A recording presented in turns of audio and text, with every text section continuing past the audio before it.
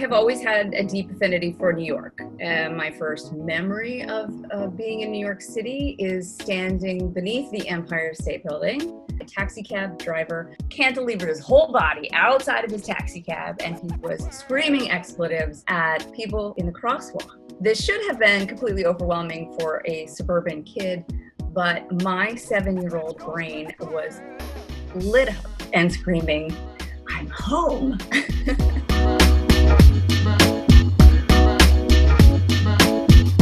Hi, I'm Courtney Smith. My project is Higher, and for it I received an Alfred P. Sloan Development Grant, and I became a 2020 Sundance Fellow. Higher is an upstairs-downstairs historical drama set against the construction of the Empire State Building.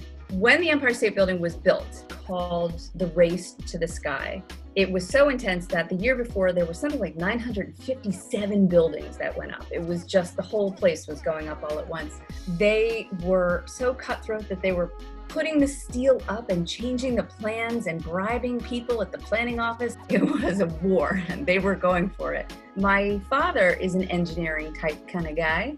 He launched satellites for the Navy, and it's a passion that I definitely inherited. But I don't think that you would have to be an engineering nerd to get hooked on the sheer genius of what the builders and architects did. What they accomplished in 13 months is truly mind-boggling.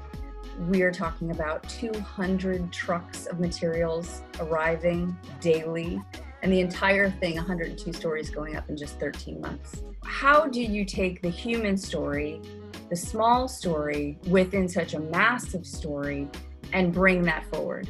As hundreds of banks closed, as jobs vanished, feeding your family became nearly impossible. Who were those men? Who gets to 60 stories in the sky without a safety line, without a hard hat, and keeps thinking this is a great idea and I should go higher? There was so little work in New York City at this time. People couldn't afford to go to baseball games, and they came instead to the corner of 34th and 5th just to watch the guys go up. It became entertainment for the city. In learning about the Empire State Building's history, I realized that the dignity and resolve that the building seems to possess, even almost 100 years later, it's the pride and hope of 7 million man-hours, financed and fronted by first-generation self-made men who were determined to hang on and fight for it in a very dark time. That is something that resonates with me, how we strive and thrive and fail, and how we pull together and do better by each other.